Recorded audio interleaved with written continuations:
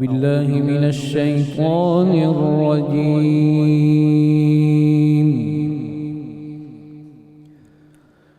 بسم الله الرحمن الرحيم.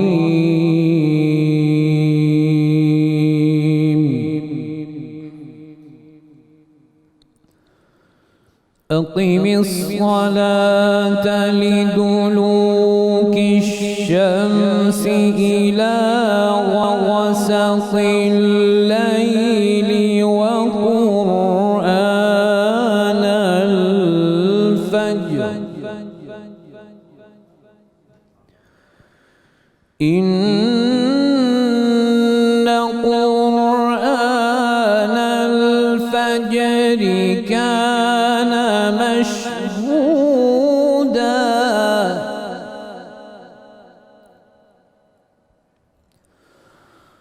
ومن الليل فتهجد به نافلة لك عسى أن يبعثك ربك مقاما محمودا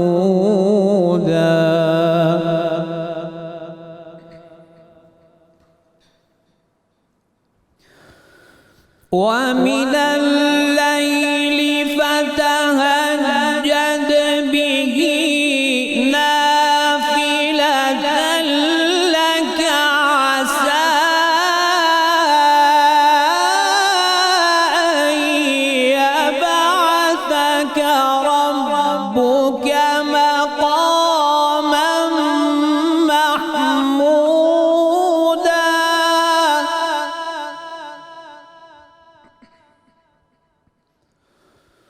وقل رب أدخلني مدخل صدق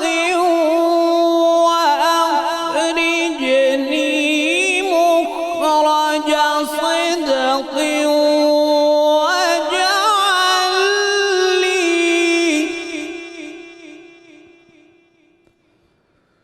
واجعل لي من لدنك سلطانا نصيرا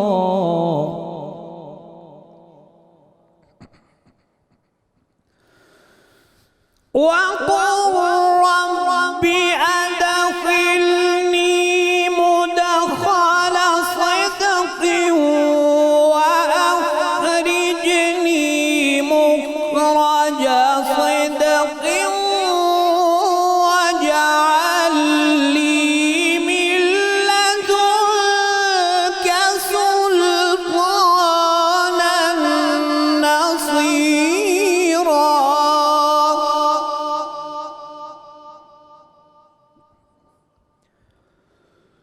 وقل جاء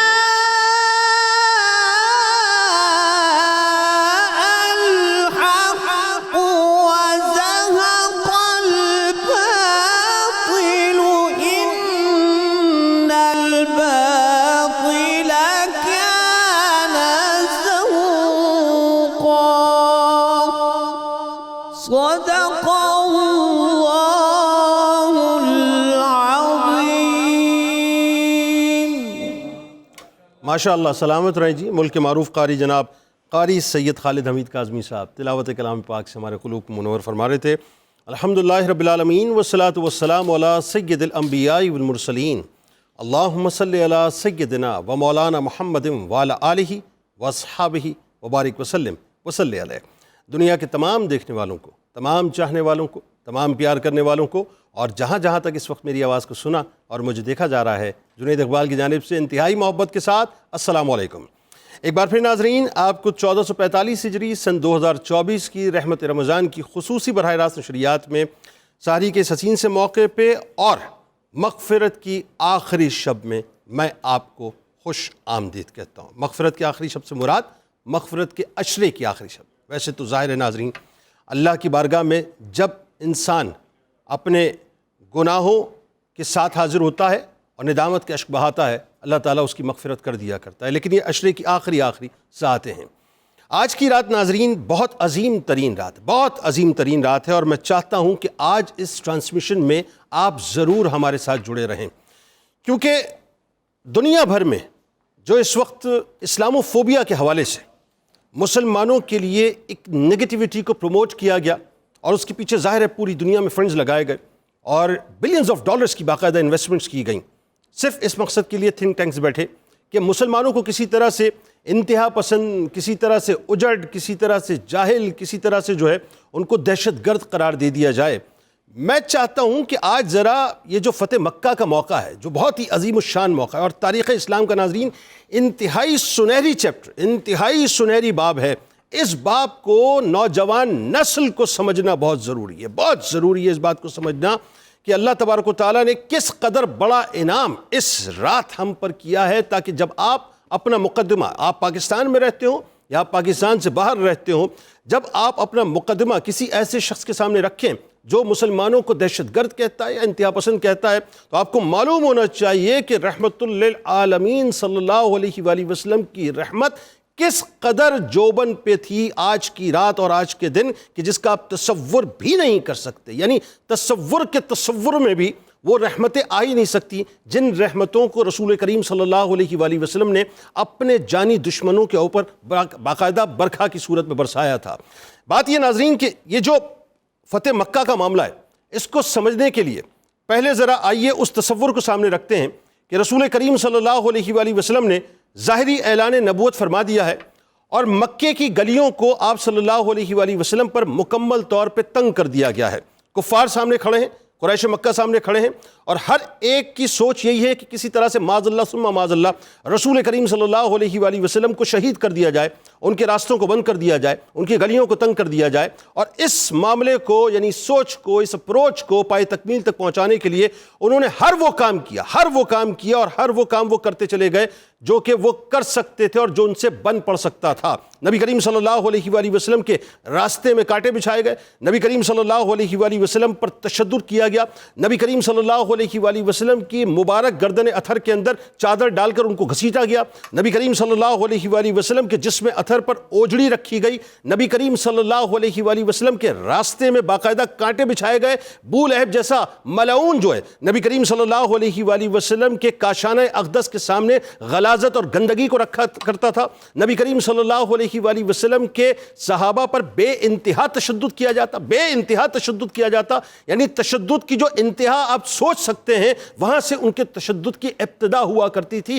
بس یہ سمجھ لیجئے کہ دشمنی کی جو لمٹس تھیں ان لمٹس کو کفار مکہ نے مکمل طور پر کراس کیا، اور پھر وہ وقت چشم فلک نے دیکھا کہ 3 برس رسول کریم صلی اللہ علیہ وآلہ وسلم کی حیات طیبہ میں وہ آتے ہیں جسے آپ شیبی ابی طالب کے 3 برس کہتے ہیں. یعنی اس قدر سخت ترین سوشل بائیکاٹ کائنات کے تاجدار کا کیا گیا، اس قدر سخت ترین سوشل بائیکاٹ کہ پتے کھا کر اور ابال کر پینے پر سرکار مدینہ صلی اللہ علیہ وآلہ وسلم کو وجہ وجود کائنات کو مجبور کیا گیا. اور آپ جانتے ہیں ناظرین وہ عام الحزن کا برس تھا کہ جب آپ کی پیاری زوجہ اور آپ کے پیارے چچا جان اس دنیا سے پردہ فرما گئے. یعنی ستم در ستم در ستم در ستم، ظلم در ظلم کے پہاڑ رسول کریم صلی اللہ علیہ وآلہ وسلم پر توڑے گئے اور ان کے صحابہ پر توڑے گئے. یہاں تک ہوا ناظرین کہ چشم فلک نے وہ منظر دیکھا کہ جو فاؤنڈر آف مکہ یا پائنیر آف مکہ کی اولاد امجاد ہیں، ان کو مکہ چھوڑنے پر مجبور کیا گیا. اور وہ منظر بھی چشم فلک آج بھی اپنے سینے کے اندر انتہائی مغموم ہو کے محفوظ کیے ہوئے ہے کہ جس وقت تاجدار کائنات صلی اللہ علیہ وآلہ وسلم جن کے چلنے پھرنے کی وجہ سے اللہ تعالیٰ نے مکے کی سرزمین کی قسم اٹھائی کہ لَأُقْسِمُ بِهَٰذَا الْبَلَدِ وَأَنْتَ حِلٌّ بِهَٰذَا الْبَلَدِ. وہ مکہ جب آپ چھوڑ رہے تھے تو پلٹ کر اپنی سرزمین کو دیکھ رہے تھے کہ اے مکہ تو مجھے سب سے زیادہ، یعنی تو مجھے کتنا پیارا ہے، بے انتہا پیارا ہے، تو مجھے کس قدر محبوب ہے. لیکن بات یہ ہے کہ میری قوم اگر مجھے تجھ سے نہ نکالتی تو میں تیرے سوا کسی دوسرے مقام پر سکونت اختیار نہ کرتا. انتہائی بوجھل دل کے ساتھ آپ نے مکہ پاک کو چھوڑا ناظرین، اور پھر آپ مدینہ پاک میں جا بسے.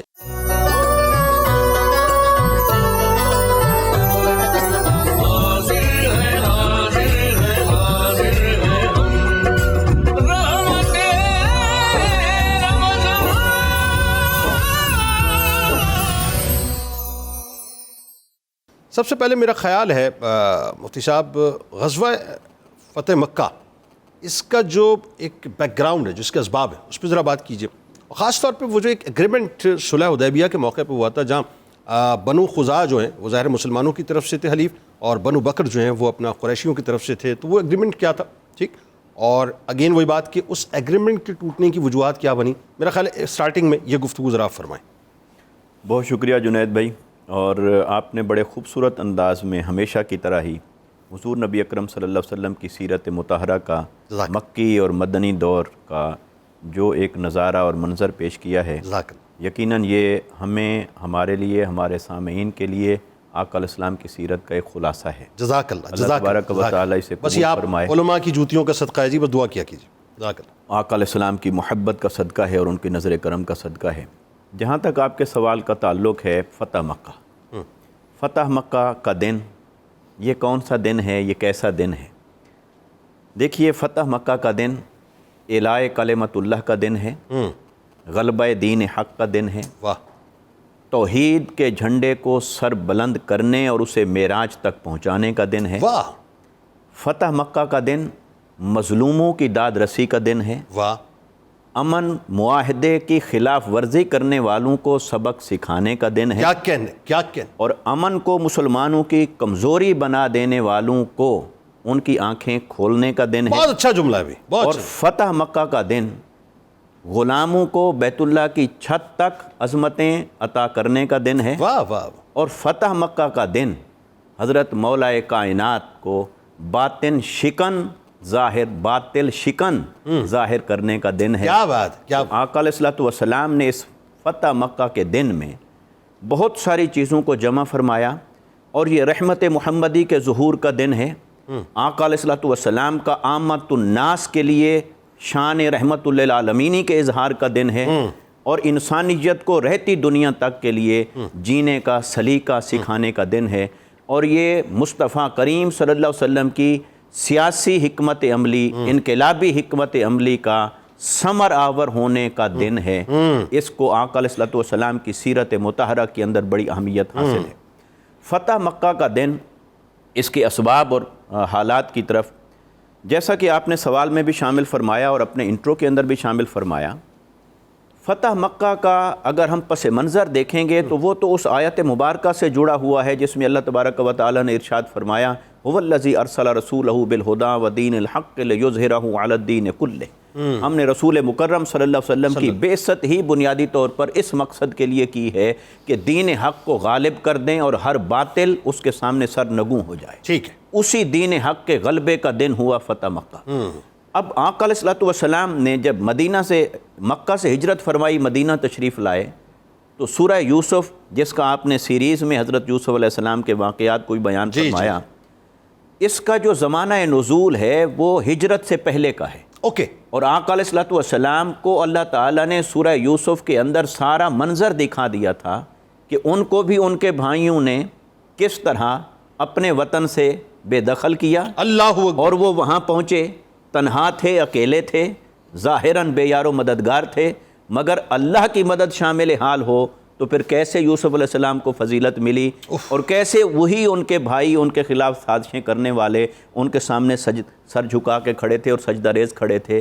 تو آقا علیہ السلام کو وہ منظر دکھا دیا تھا، یہی فتح مکہ کا کہ حبیب صلی اللہ علیہ وسلم آپ کو بھی اس شہر سے آپ کے ہی خونی رشتے والے یہ نکلنے پر مجبور کریں گے، مگر آپ کے رب کی مدد آپ کے ساتھ ہے، آپ واپس تشریف لائیں گے فاتحانہ شان کے ساتھ، اور یہی قریش مکہ اسی طرح سر جھکا کے سامنے کھڑے ہوں گے، اور آقا علیہ السلام آپ کی زبان مبارک سے یہ اعلان سنیں گے یوسف علیہ السلام کی طرح، کریم ابن کریم لا تثریب علیکم اليوم، آج کے دن تمہارے اوپر کوئی گرفت نہیں، عام معافی کا اعلان. یہ جو فتح مکہ کے اس طرح پس منظر ہیں. اب آقا علیہ السلام کی جو حکمت عملی رہی، صلح حدیبیہ کا اس میں بہت اہم کردار ہے اس پس منظر. بالکل ٹھیک. صلح حدیبیہ جو 6 ہجری کے اندر وقوع پذیر ہوا آقا علیہ الصلوۃ والسلام مسلمانوں کے اور قریش مکہ کے مابین، اور اس کی جتنی شرائط تھیں وہ ساری شرائط اپنے ظاہر کے اعتبار سے قریش مکہ کے حق میں تھی. ٹھیک، بالکل ایسے ہی کہ اس سال واپس چلے جائیں گے، ہمارا کوئی بندہ آیا تو آپ نہ دیں، آپ کا آیا ہم واپس کریں واپس گے. نہیں کریں گے، بالکل ٹھیک ہے. تو اور ابو جندل رضی اللہ تعالیٰ عنہ کا فوری طور پہ واقعہ ہو فوراً گیا تو تھا. سہیل بن عمرو کے السلام نے صاحبزادے اس پر عمل بھی فرما رضی اللہ دیا. تعالیٰ عنہ. اب صحابہ کرام کو یہ چیز ظاہراً یہ ان کے جذبات کی وجہ سے سمجھ نہیں آ رہی تھی بھی کیا ہو رہا ہے. یہ قریش مکہ، ان سے ہم امن پسندی اور جنگ بندی کا معاہدہ کریں ان کمزور شرائط کے اوپر جن سے ہم آلریڈی 3 جنگیں لڑ چکے ہیں اور جیت چکے ہیں. نہ صرف لڑ چکے ہیں بلکہ جیت چکے ہیں. بالکل صحیح. اب ان کے ساتھ جنگ بندی کا معاہدہ چے معنی دارت. حضرت عمر رضی اللہ تعالیٰ عنہ بھی حضور کے دامن سے لپٹ کے التجا کر رہے ہیں. حضرت مولا کائنات بھی مسترب ہیں، نام مٹا نہیں رہے. سب کا عشق یہ اپنی ساری انتہاؤں پر تھا. چیزیں نگاہ مصطفیٰ صلی اللہ علیہ وسلم یہ دیکھ رہی تھی کہ اس دشمن کو امن معاہدے کے اندر اس وقت باندھنا ضروری ہے تاکہ جو مدینہ کے گرد و پیش میں وائلیشنز ہو رہی ہیں، میثاق مدینہ کی خلاف ورزیاں ہو رہی ہیں، ان کو سبق سکھانے کے لیے ایک دشمن کو معاہدے میں رکھنا اور ایک دشمن کا قلع کما کرنا، یہ حکمت عملی یہ مصطفیٰ صلی پولیٹیکل اللہ آئی علیہ کیوں وسلم، تھا سرکار مدینہ صلی اللہ علیہ وسلم. آقا علیہ السلام کی سیاسی حکمت عملی کا یہ نقطہ کمال ہے. واہ. اور یہ صرف نگاہ مصطفیٰ دیکھ رہی تھی واہ. اللہ رب العزت کے اذن سے. اچھا تو ہوا کیا؟ معاہدہ ہو گیا، 10 سال جنگ نہیں ہوگی. اب 6 ہجری میں حدیبیہ کے مقام پر یہ معاہدہ لکھا جا رہا ہے کہ 10 سال تک جنگ نہیں ہوگی. ٹھیک ہے. تو وہ معاہدہ جانا ہے 16 ہجری تک. بالکل ٹھیک ہے. اور آقا علیہ السلام کا وصال مبارک کب ہو جاتا ہے؟ 11 ہجری. اس کا مطلب ہے اگر وہاں سے کوئی وائلیشن نہ ہوتی تو آقا علیہ السلام نے تو معاہدے کو جاری رکھنا تھا. بالکل ٹھیک ہے. تو پھر فتح مکہ کی نوبت ہی نہ آتی. بالکل. تو اس کا مطلب یہ ہوا کہ یہ جو فتح مکہ ہوا ہے یہ دشمن کی غلطی کے نتیجے میں ہوا ہے. اور یہ ڈیوائن روڈ میپ تھا جو ہونا تھا. ڈیوائن روڈ میپ تھا، مگر یہ کہ یہ ہے ان کے کندھوں پر. ان کے کندھوں پر ہے کہ وہ اگر وائلیشن نہ کرتے تو آقا علیہ السلام کی سیرت سے تو اس کی انہوں نے بریچ کیا، ہمیں موقع مل گیا. انہوں نے بریچ کیا. اور اب بریچ کیسے کیا؟ یہ معاہدے میں یہ شرط تھی کہ تمہارے اور ہمارے درمیان بھی جنگ نہیں ہوگی، اور جو ہمارے حلیف قبائل ہیں اور تمہارے حلیف قبائل ہیں اس میں بھی ہم پارٹی نہیں بنیں گے. اگر ان دونوں کے درمیان ہو جائے، بنو خزاع بنو بکر کے درمیان، ٹھیک ہے، وہ ہم پارٹی نہیں بنیں گے. اب جو بنو خزاع تھا اس کے کئی لوگ تو مسلمان بھی تھے لیکن وہ مسلمانوں کا حلیف قبیلہ تھا. اب ان کے اوپر ظلم و ستم کیا بنی بکر نے، اور وہ جو قبیلہ تھا قریش کا، عربوں کا، انہوں نے کیا کیا؟ ان کے مردوں کو قتل کیا، عورتوں پر ظلم کیا، بچوں پر ظلم کیا. ایون حرم پاک میں ان کا خون بہا، اور حرم پاک میں ان کے خون کی حرمت پامال ہوئی. اور قریش نے سپورٹ کیا ان کو، اور قریش ان کے ساتھ ہو گئے، ان کی مدد کی، اور بنو خزاع کے اوپر بہت ظلم ہوا. اور وہاں سے جب وہ آقا علیہ السلام کی بارگاہ میں حاضر ہوئے، یا رسول اللہ ہم آپ کے حلیف، ہماری داد رسی فرمائیں، تو آقا علیہ السلام نے یہ فیصلہ فرما دیا لہٰذا یہ جو مظلوم تھے، آخری جملہ، مظلوموں کی داد رسی کے لیے فتح مکہ کی یہ ساری کہانی ہوئی ہے. اس کا مطلب ہے مظلوموں کی مدد کرنا اسلام کی نگاہ میں کتنا بڑا اہم فریضہ.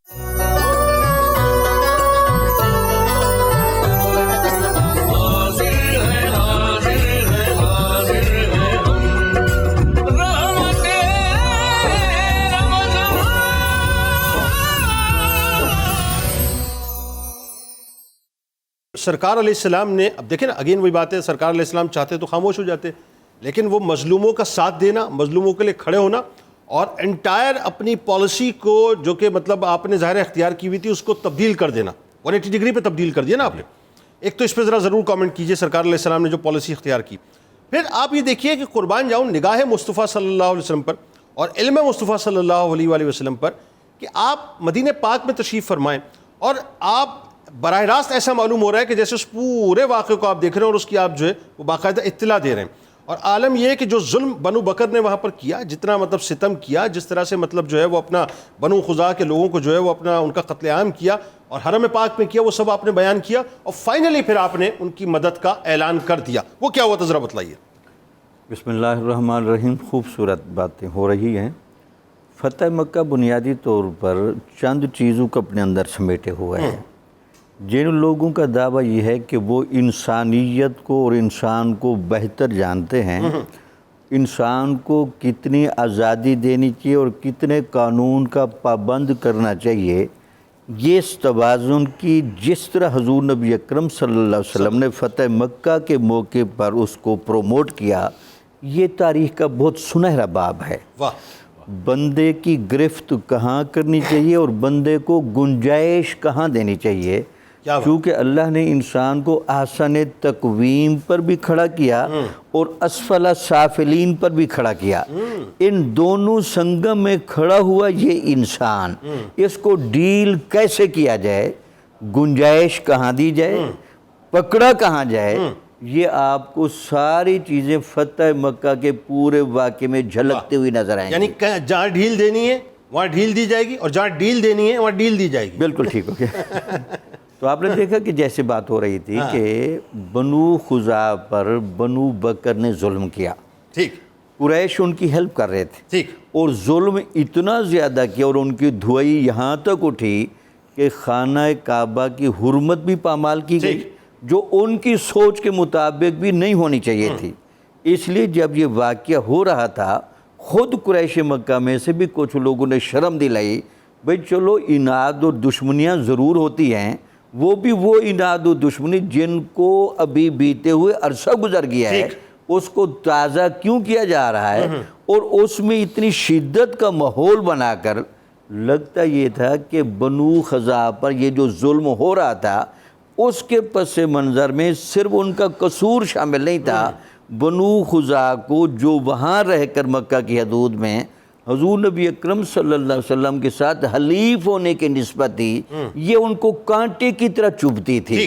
لگتا تھا یہ حملہ صرف بنو خزاعہ کے لیے نہیں تھا، بنو خزاعہ پر ظلم کی شکل میں اناد نبوی کا بہت بڑا مظاہرہ تھا. ٹھیک ہے. یعنی یہی وجہ تھی کہ بعد میں اس پر جو فتح مکہ کی صورت میں فائنل اور حتمی فیصلہ کیا گیا، چونکہ اس کے اندر دو ایلیمنٹس تھے. ایک تو بنو خزاعہ کے ساتھ ان کی دشمنیاں پہلے چل رہی تھی اور دونوں قبیلے مکہ کے ارد گرد رہنے والے تھے. اور بنو خزاعہ تو ہاشم کے زمانے سے جو ہیں وہ اپنا حلیف چل رہے تھے. اب وہ چونکہ حلیف کے طور پر وہاں رہتے ہوئے گویا کہ پیر کرم شاہ سے رحمۃ اللہ خوبصورت جملے لکھے ہیں، مکہ میں رہتے ہوئے یہ حضور نبی اکرم صلی اللہ علیہ وسلم کی آنکھیں اور ہاتھ تھے، یہاں کی ساری صورتحال وہاں بتاتے تھے کہ یہاں کیا ہو رہا ہے. یعنی دوسرے لفظوں میں انٹیلیجنس نبوی کا کردار ادا کرتے. تو گویا کہ انہوں نے یہ دونوں ذہن میں رکھ کے اتنی شدت کا مظاہرہ کیا. حضرت عائشہ صدیقہ رضی اللہ تعالیٰ عنہ کہتی ہیں کہ حضور جب صبح کی نماز کے بعد میرے پاس ہے تو آ کر مجھے کہا کہ عائشہ آج تو قریش نے بہت بڑا ظلم کر دیا ہے اور بنو خزاعہ کو جس انداز سے قتل کیا گیا ہے، مارا گیا ہے، اور ان کے بندوں کو جس طرح نوچا گیا ہے، تو حضرت عائشہ صدیقہ رضی اللہ تعالیٰ نے تبصرہ کیا، یا رسول اللہ ابھی تک قریش کے اندر وہ طاقت موجود ہے کہ آپ کے ساتھ اور آپ کے حلیفوں کے ساتھ اناد کر سکیں. یعنی آپ کا بھی یہ جملہ بتا رہا تھا کہ قریش اب جتنا بھی زور لگا لیں آپ کی طاقت کا مقابلہ نہیں کر سکتے. یہ بے وقوفی کا مظاہرہ انہوں نے کیوں کیا؟ حضرت میمونہ رضی اللہ تعالی عنہ فرماتے ہیں کہ اس رات حضور نبی اکرم صلی اللہ علیہ وسلم میرے ہاں تشریف فرما تھے. تہجد کے وقت آپ اٹھے، جب آپ وضو فرما رہے تھے تو آپ نے لبیک لبیک لبیک کا لفظ بولا، نصرتم نصرتم نصرتم بولا. تو آپ بڑی حیران ہوئے، مدد کو آئے. تو آپ نے بتایا کہ وجہ یہ ہے کہ آج بنو خزاعہ پر قریش اور بنو کنانہ نے جس طرح ظلم کیا نا، مجھے وہ سارا دکھایا گیا ہے، میں ان کو مزہ چکھاؤں گا. لیکن اس کے بعد 3 دن تک آپ انتظار کرتے رہے، اور وہاں پھر آپ کے علم میں ہے کہ عمر بن سالم خزاعی جو آیا اس نے جس انداز سے آ کر وہاں دعائی دی اور جس انداز سے انہوں نے اپنے رشتے آپ کے ساتھ گنوائے وہ ساری صورتحال بیان کی. تو اس وقت بھی حضور نبی اکرم صلی اللہ علیہ وسلم نے بہت جذباتی جملے ادا فرمائے. آپ نے فرمایا والذی نفسی بیدہ لا امنعتکم مما امنع منہ نفسی و اہلی و بیتی، مجھے اپنی جان کی قسم میں اپنے ہاتھ کے ساتھ تم سے وہ سب کچھ دور کروں گا جو میں اپنے نفس اور اپنے گھر والوں کے لیے دور کرتا ہوں. یعنی جان کائنات اپنی جان کی قسم اٹھا کر. یعنی لگتا یہ ہے کہ وہاں جس طرح ظلم کی انتہا تھی یہاں وفاداری کا اس طرح مظاہرہ کیا جا رہا ہے اور ان کو تسلی دی جا رہی ہے کہ مجھے اندازہ ہے انہوں نے یہ ظلم جو تم پر ڈھایا ہے تم پر نہیں ڈھایا، انہوں نے اصل میں موجو پر اناد نکالا ہے میں اس کی ان کو کڑی سزا دوں گا. یعنی یہاں وہ جو بات مفتی صاحب نے اسٹارٹ میں آپ نے ایک جملہ دیا، بڑا کمال جملہ وہ آپ کا تھا، آپ کو سلامت اللہ رکھے. آمین. کہ آپ نے کہا کہ اور یہ آج کے منظر نامے میں ناظرین یہ جملہ انتہائی کام کا مطلب انتہائی خوبصورت جملہ ہے. مفتی صاحب نے فرمایا نا کہ سرکار علیہ السلام نے جو مطلب وہاں پہ یہ بنیادی طور پہ فتح مکہ کے طور پہ ایک پیغام یہ بھی دیا ہے کہ یہ جو امن کو مسلمانوں کی کمزوری لوگ سمجھتے ہیں نا، ان کو بتلایا ہے کہ مسلمان کمزور نہیں ہیں، ہم اس انداز سے بھی پھر ریٹیلیٹ کر سکتے ہیں اور اس انداز سے بھی ریبٹل دے سکتے ہیں اور جواب دے سکتے ہیں. بہت کمال جملہ تھا وہ. اور حقیقت یہی ہے کہ آج کے منظر نامے میں بھی اگر آپ دیکھیں تو یہی پورا قصہ ہے کہ اگر ہم جو یہ ہر جگہ پہ اپنا مقدمہ امن پسند بھائی ٹھیک ہے، امن پسند ہیں، لیکن بات یہ جہاں ریبٹل دینا ہے وہ ریبٹل دینا پڑے گا آپ کو.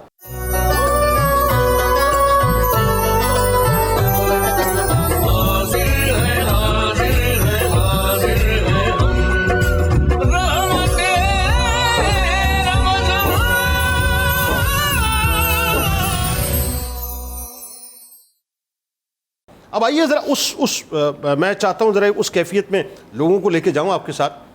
جناب ابو سفیان رضی اللہ تعالیٰ عنہ ظاہر اس وقت تک ایمان نہیں لائے تھے. اب ان کو اندازہ تھا کہ یہ صورتحال ہاتھ سے نکل گئی اور یہ غلطی کر گئے، یہ جو بنو بکر اور قریش جو ہے غلطی کر گئے، اور وہ لپکے فوراً مدینے کی طرف اور اس سوچ کے ساتھ کہ میں فوراً سرکار علیہ السلام کی بارگاہ میں چلا جاؤں. اور ظاہر لیکن ان کو اندازہ نہیں تھا کہ عمر بن خزائی جو ہے پہلے ہی مطلب ظاہر آ چکے تھے سرکار کی بارگاہ میں، سرکار نے ویسے ہی اطلاع دے دی تھی. تو جناب ابو سفیان رضی اللہ تعالیٰ عنہ مدینہ پاک آتے ہیں اور اس کے بعد ظاہر سرکار علیہ السلام کی بارگاہ میں زید صحابہ کرام رضوان اللہ تعالیٰ علیہم اجمعین کے پاس، اور فائنلی پھر اپنی شہزادی ام المومنین حضرت ام حبیبہ سلام اللہ علیہا کے پاس بھی جاتے ہیں. لیکن جو کردار اس میں چاہتا ہوں آپ انہینس کریں، حضرت ام حبیبہ سلام اللہ علیہا نے یعنی 180 ڈگری پر ساری سچویشن کو تبدیل کر دیا. جو ایکسپیکٹیشنز تھی وہ ساری پانی پانی ہو گئی. بتائیے کیا ہوا؟ بسم اللہ الرحمن الرحیم. بہت شکریہ جنید بھائی، بہت ہی خوبصورت گفتگو ہوئی، اور اس گفتگو میں ایک دو باتیں ایسی تھیں کہ میں چاہتا ہوں تھوڑی سی ان کی بھی اگر آپ اجازت دیں تو میں وضاحت کر دوں. ڈاکٹر صاحب نے ایک بات کہی کہ انہوں نے جب حضور صلی اللہ علیہ وسلم کے سامنے آ کے کچھ اشعار پڑھے اور اپنا انہوں نے رشتے گنوائے جو حضور کے ساتھ بنو خزاع کے تھے. اصل میں بنو خزاع کے ساتھ حضور سید عالم صلی اللہ علیہ وسلم کا رشتہ یہ ہے کہ سرکار دو عالم کے شجرہ نسب میں آپ کی دو دادیاں وہ اس خاندان سے تعلق رکھتی ہیں، بنو خزاع سے، یعنی عبد مناف کی بیوی بھی اور کلاب جو قصے کے والد ہیں ان کی بیوی بھی بنو خزاع کے قبیلے سے تعلق رکھتی ہے. یہ رشتہ ہے. اچھا، جو سرکار دو عالم صلی اللہ علیہ وسلم نے لبیک کہا ہے تو یہ اس کے پس منظر میں ایک بات یہ ہے کہ وہاں سے عمرو بن سالم خزائی جب چلے ہیں مکہ مکرمہ سے 40 سواروں کو ساتھ لے کر، وہاں رستے میں انہوں نے وہ شعر پڑھنے شروع کر دیے تھے. غم و غصے کی کیفیت میں تھے کہ ہم کچھ نہیں کر سکے اور ہمارے ساتھ یہ سلوک ہو گیا ہے. اس حالت میں آنکھوں سے آنسو بہ رہے تھے اور وہ اشعار پڑھ رہے تھے. یا رب انی ناشد محمدا حلف ابینا و ابیہ الالتدا کنا والدم و کنتا ولدا ثم اسلمنا فلم ننزع یدا فانصر رسول اللہ نصرا آتدا فانصر رسول اللہ نصرا آتدا ودعو عباد اللہ یاتو مددا فیہم رسول اللہ قد تجردا ان سیما خصفا وجهه تربدا فيهم رسول الله قد تجردا ان سيما خصفا وجهه تربدا في فيلك كالبحر يجري مزبدا ان قريشا اخلفوك الموعدا نقضوا ميثاقك الموقدا ونقضوا ميثاقك الموقدا. یا رسول اللہ، میں آپ کو وہ وعدہ یاد دلاتا ہوں، وہ معاہدہ یاد دلاتا ہوں جو آپ کے آباء و اجداد اور ہمارے آباء و اجداد کے درمیان ہوا تھا، وہ جو عبد المطلب کے درمیان ہوا تھا. جناب عبد المطلب اور پھر وہ بات کرتے ہیں ہم بیاتون بالوتیر حجادا وقتلون رکعا وسجدا. ان لوگوں نے ہم پر ظلم کیا ہے. نہر وہ کنار چشمہ وتیر اس کے کنارے پر ہم پر رات کے وقت حملہ کیا ہے. ہم رکوع و سجود کے عالم میں تھے جب انہوں نے حملہ کیا ہے، ہمارا خون بہایا ہے، ہمیں قتل کیا ہے.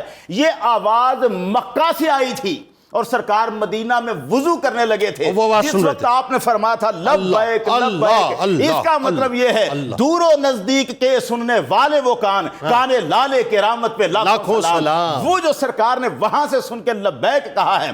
اب یہی عمرو بن سالم خزائی جب 3 دن کے بعد پہنچتے ہیں اور حضور کی خدمت اقدس میں حاضر ہو کے وہی شعر دہراتے ہیں، وہی اشعار دہراتے ہیں جو رستے میں انہوں نے پڑھے تھے. یہاں سے عمرو بن سالم خزائی جب حضور کی مدد کا پروانہ لے کر واپس جاتے ہیں اب ملے ہیں رستے میں ان کو جناب ابو سفیان جو تشریف لا رہے ہیں۔ اہل مکہ کو اپنی غلطی کا احساس ہو چکا تھا، اپنی اس حماقت پر کہ ہم نے کیا کر دیا، کیوں اس وقت انہوں نے یہ کہا تھا محمد کون سا ہمیں دیکھ رہے ہیں، لیکن بعد میں ان کو پتا چل گیا کہ محمد کا رب تو دیکھتا ہے صلی اللہ علیہ وسلم، حضور کا رب تو دیکھتا ہے، یہ بتاتے ہیں۔ اب معاملہ یہ تھا کہ انہوں نے جب بھیجا ہے جناب ابو سفیان کو، آپ تشریف لائے، آپ کو بھی پتا تھا کہ صورتحال اب ایک نازک موڑ کی طرف بڑھ رہی ہے، لیکن وہ پھر بھی کچھ اعتماد رکھتے تھے کہ میں جاؤں گا تو میری بات سنی جائے گی، وہ ایک اندازہ تھا ان کا۔ یہاں پر آئے اور جناب ابوبکر صدیق رضی اللہ تعالیٰ عنہ کے پاس وہاں جا کے کہنے لگے، پہلے تو سرکار کے پاس، حضور کے پاس نہیں گئے، پہلے ابھی نہیں گئے، پہلے حضور کے پاس نہیں گئے، پہلے وہ ان کو پتا تھا کہ حالات ایسی نہیں ہے کہ میں سرکار کے پاس پہلے جاؤں، پہلے وہ ابوبکر صدیق رضی اللہ تعالیٰ عنہ کے پاس گئے ہیں۔ اب وہ وہاں جا کے انہوں نے کہا کہ تم ذرا چلو اور حضور کی خدمت میں ذرا میرے لیے سفارش کر دو، میرا یہ معاملہ ہے، میں معاہدے کی توسیع چاہتا ہوں۔ تو سرکار نے صاف لفظوں میں ابوبکر صدیق رضی اللہ تعالیٰ عنہ نے فرمایا ما انا فاعل، میں تو ایسا کرنے والا نہیں ہوں۔ یہاں سے اٹھ کے پھر گئے جناب عمر فاروق رضی اللہ تعالیٰ عنہ کے پاس، جناب آپ میرے ساتھ چلیں۔ اب وہاں تو جلال کی کیفیت ہی اور تھی، وہ تو پہلے ہی قریش کے خلاف ایک اور معاملہ رکھتے تھے۔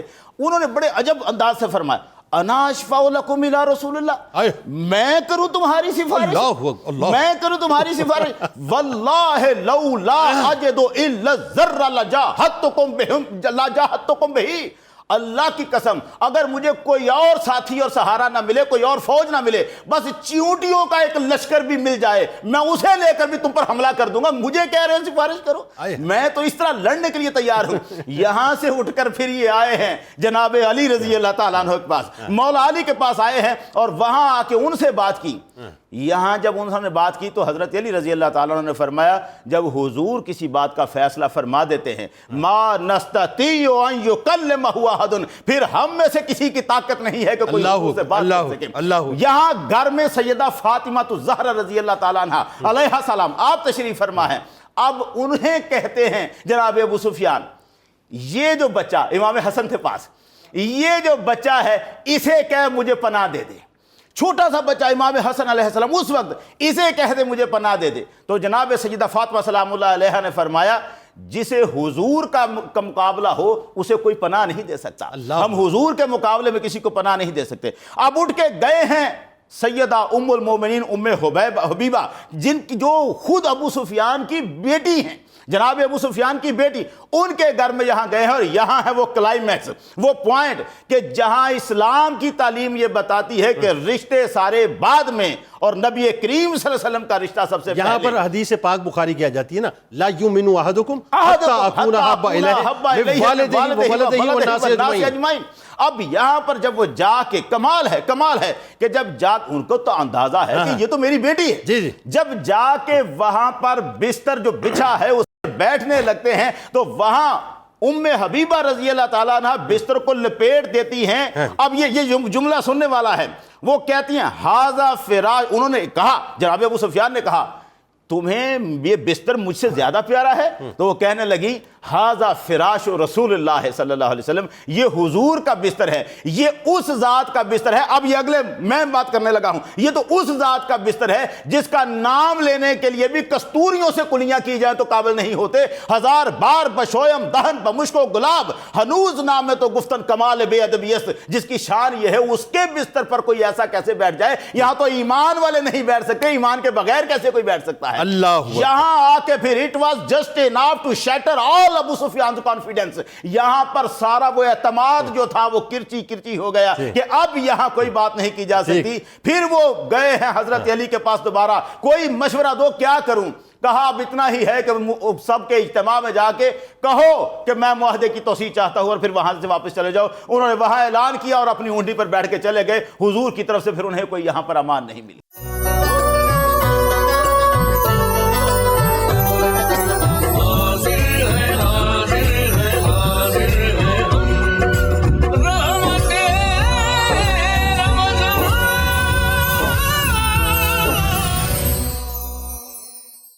مفتی صاحب اب 10 رمضان المبارک اسٹریٹجی تیار ہو رہی ہے اور سرکار مدینہ صلی اللہ علیہ وآلہ وسلم نے اپنی اس موو کو مکمل طور پر ہڈن رکھا ہے۔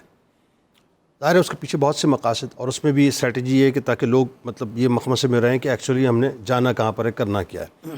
لیکن دو شخصیات ایسی ہیں جن کو سرکار علیہ السلام نے مشورے میں باقاعدہ شامل کیا اور ان سے مشاورت کی۔ اس میں ایک صدیق اکبر رضی اللہ تعالیٰ عنہ اور ایک حضرت عمر فاروق رضی اللہ تعالیٰ عنہ۔ تو وہ جو مشورہ ہوا، کیا ہوا، کس انداز سے فوج کشی کے لیے جو ہے معاملات طے ہوئے، اسٹریٹجی کیا طے ہوئی، اور پھر جو لشکر کی جو پوری تیاری ہے وہ کس انداز سے ہوئی ہے، یعنی یوں کہہ لیجئے کہ کائنات کے سپریم کمانڈر اب اپنی زمین کی طرف بڑھ رہے ہیں، تو کیسے بڑھ رہے ہیں ذرا بتلائیے۔ سبحان اللہ، بہت خوب جنید بھائی، اس سوال کے اندر بہت جامعیت ہے اور آپ نے بڑے رچاؤ کے ساتھ یہ سوال رکھا ہے۔ اللہ تبارک و تعالی ہمیں دین کے اس فلسفے کو سمجھنے کی توفیق عطا فرمائے۔ دیکھیے، یہ بات تو ہمارے ایمان میں قطعی ہے کہ اللہ کا نبی صرف اور صرف اللہ کی طرف سے نازل ہونے والی وحی کی روشنی میں ہی اپنی ساری جد و جہد کو جاری رکھتا ہے۔ Very good. اور آقا علیہ الصلوۃ والسلام کی بھی یہی شان مبارک ہے۔ بالکل ٹھیک۔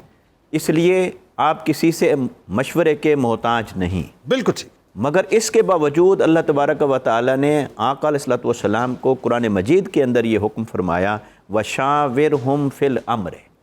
اے حبیب صلی اللہ علیہ وسلم، جب کبھی کوئی اہم معاملات آ جائیں تو آپ اپنے ان غلاموں کو مشورے کے اندر شریک کر لیا کریں۔ واہ، یعنی اس سے مشورے کی اہمیت بھی پتہ چل گئی۔ مشورہ کی اہمیت پتہ چل گئی، ٹھیک ہے۔ اور مشورہ کی ضرورت آپ کو نہ بھی ہو، جتنا کلیئرٹی کے ساتھ آپ بیٹھے ہوں، پھر بھی جن لوگوں کو ساتھ لے کر چلنا ہے ان کی دلجوئی کے لیے مشورہ ان سے لینا، یہ نفسیاتی طور پر یہ بھی لیڈرشپ کی کوالٹیز میں سے ہوتا ہے۔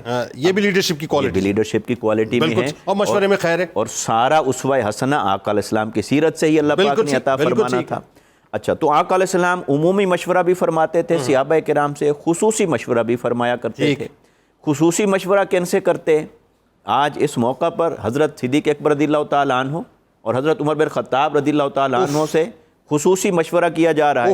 اور آقا علیہ السلام کی اس حدیث مبارکہ کو اگر آپ سامنے لے آئیں کہ آقا علیہ السلام نے فرمایا کہ میرے دو وزیر زمین پر ہیں اور دو آسمانوں میں ہیں، جو زمین پر ہیں وہ ابو بکر و عمر ہیں، اور جو آسمانوں میں ہیں وہ جبرائیل و میکائیل ہیں۔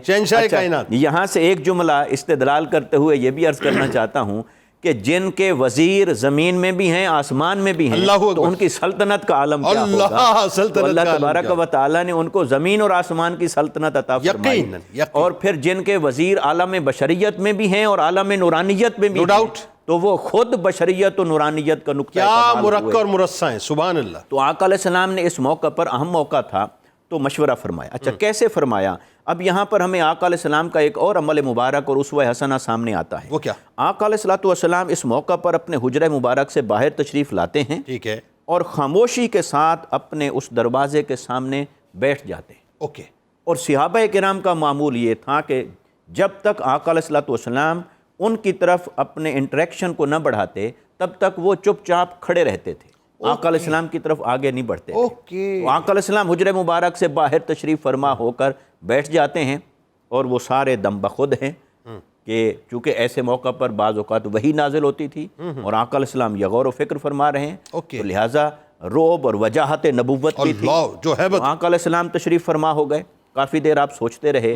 اس کے بعد آپ نے صحابہ کرام کی طرف متوجہ ہو کر فرمایا کہ ابو بکر کہاں ہیں؟ تو حضرت ابو بکر رضی اللہ تعالیٰ عنہ آپ کی بارگاہ میں حاضر ہوتے ہیں، اور آقا علیہ الصلوۃ والسلام نے کافی دیر ان کے ساتھ سرگوشی فرمائی، کان میں جیسے سرگوشی اور راز کی باتیں فرماتے رہے، اور پھر جب بات مکمل ہو گئی تو آقا علیہ السلام نے انہیں اپنی دائیں جانب بیٹھنے کا حکم فرمایا۔ سبحان اللہ، آپ یہیں تشریف بیٹھیں۔ پھر آقا علیہ السلام نے حضرت عمر بن خطاب کو یاد فرمایا، پھر وہ حاضر ہوتے ہیں، اور بڑے مؤدب دونوں ہی جو ہی تشریف لاتے ہیں، چونکہ آقا علیہ السلام خاص کیفیت میں تھے، اس کیفیت میں پھر انہوں نے اسی طرح ادب کا اظہار کرنا تھا، بالکل دم بخود مؤدب ہو کر، دوزانو ہو کر آقا علیہ السلام کے سامنے۔ اسی طرح حضرت صدیق اکبر کی تشریف، میں روحانی طور پہ ایک تصور اس وقت جو ہے قائم کیے ہوئے ہوں، ایسے ہی، اللہ اکبر، اور ایسے ہی حضرت عمر بن خطاب تشریف لائے۔ اب یہاں بیٹھتے ہیں تو آقا علیہ السلام نے پھر ان سے مشاورت فرمائی، اور صاحب ذرے ان سے جو سرگوشی ہو رہی تھی وہ حضرت صدیق اکبر تو سن رہے تھے، مگر باقی صحابہ کرام تک وہ بات نہیں پہنچ پا رہی، لیکن پہلی سرگوشی صدیق اکبر سے ہوئی جو کسی نے نہ سنی۔ جی ہاں، وہ کسی سے نہ ہوئی، اور اس کو آقا علیہ السلام نے پھر خود اظہار فرمایا، وہ بھی عرض کرتا ہوں۔ تو حضرت عمر بن خطاب رضی اللہ تعالیٰ عنہ سے مشاورت فرمائی، اور پھر ان کو فرمایا کہ آپ ایسا کریں کہ اب آپ میرے بائیں جانب یہاں بیٹھ جائیں. آئے ہائے. تو آقا علیہ السلام نے صدیق اکبر کو شہنشاہ دائیں کائنات بٹھا لیا, ہیں اور دونوں وزیر ہیں. سبحان اللہ, اور حضرت عمر بن خطاب کو بائیں طرف بٹھا لیا, اور پھر آقا علیہ السلام صحابہ کرام کی طرف متوجہ ہوئے. اب متوجہ, اور پھر ان کو صرف مختصر سٹیٹمنٹ دی. اچھا, مختصر سٹیٹمنٹ یہ دی, فرمایا کہ میں نے ابو بکر سے بھی رائے لی ہے, عمر سے بھی رائے لی ہے.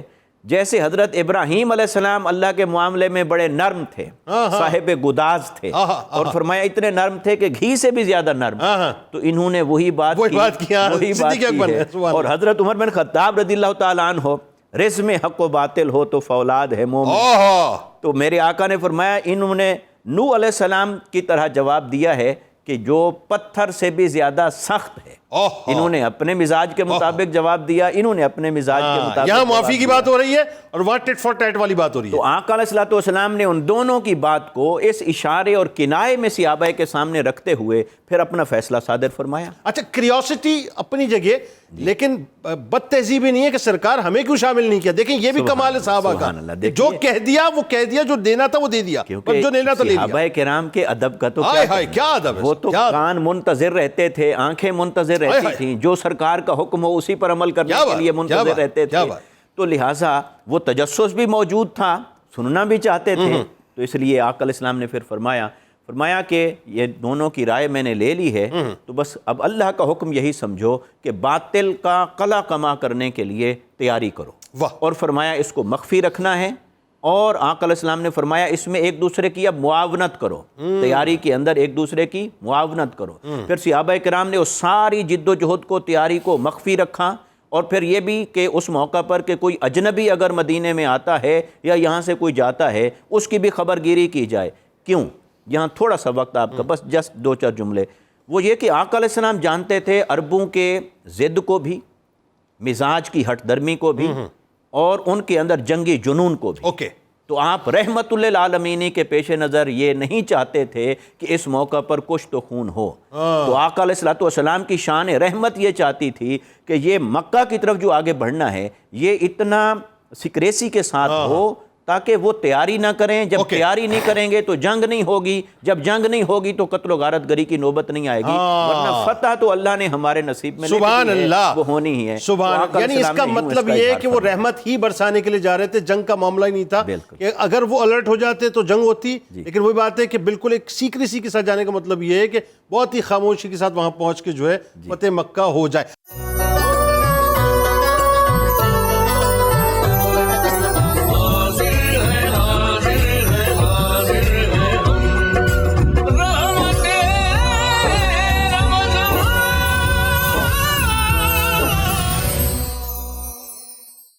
اچھا, اب تھوڑا سا لوگوں کو لے کر چلیں.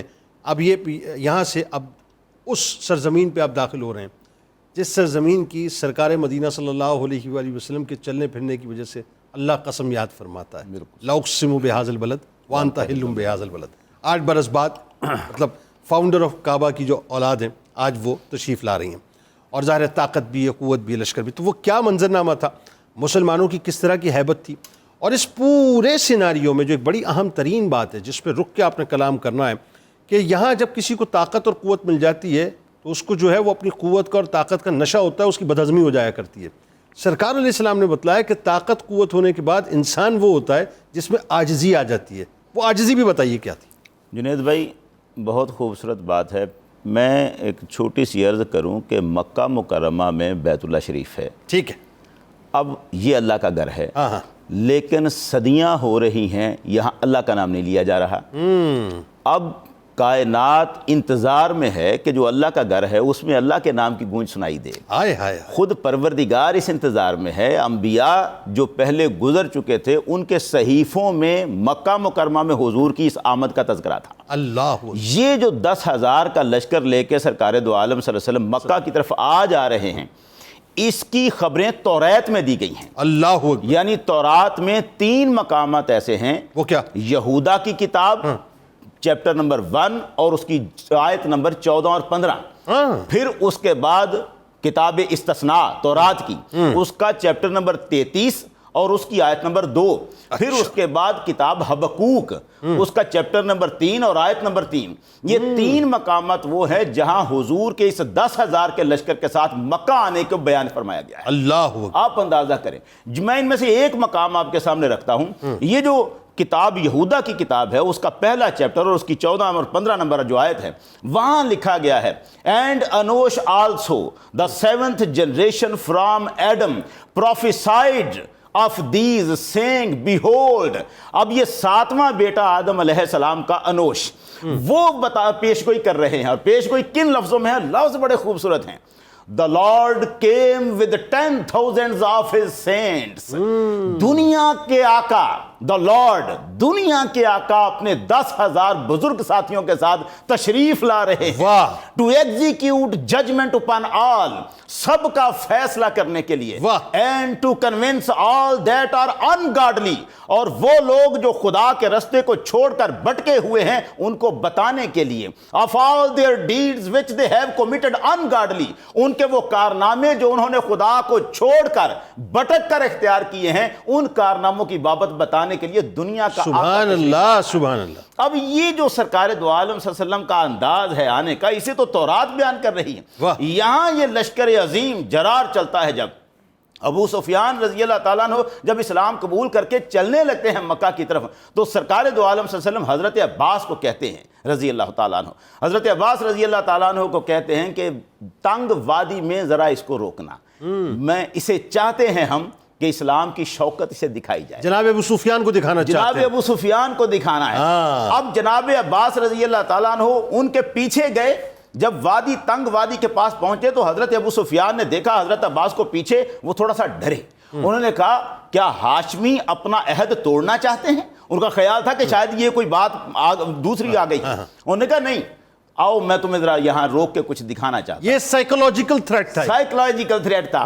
اب ان کو وہاں ایک اونچے مقام پہ کھڑا کر دیا گیا، یہاں سے گزرنا تھا وہ لشکر عظیم، وہ لشکر عظیم جو سرکار دو عالم صلی اللہ علیہ وسلم نے جس طرح اس کو ترتیب دیا ہوا تھا، 10,000 صحابی پورے، اب ان کے دستے بنائے ہوئے ہیں آپ نے، 1,000 کا لشکر ہے، اور اوپر خالد بن ولید رضی اللہ تعالیٰ عنہ اس کے سامنے کھڑے۔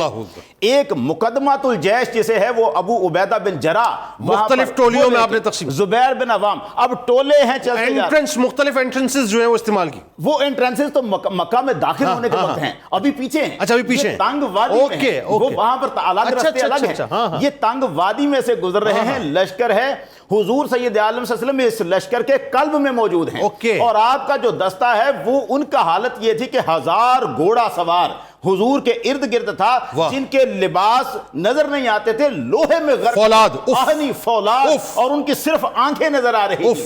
اور پھر لکھا ہے روایتوں میں کہ سبز پوش دستہ تھا، یہ سبز پوش دستہ تھا یہ۔